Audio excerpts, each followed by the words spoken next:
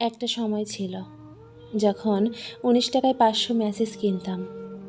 তখন নিজস্ব কোনো ফোন ছিল না। আম্মুর ফোনে ফ্ল্যাক্সি লোড দিতাম, আর কেউ দেখার আগেই সেই টাকায় মেসেজ কিনে রাখতাম। মেসেজ আসার শব্দ শুনলেই সবার আগে ফোন চেক করার আকুলতা কাজ করত।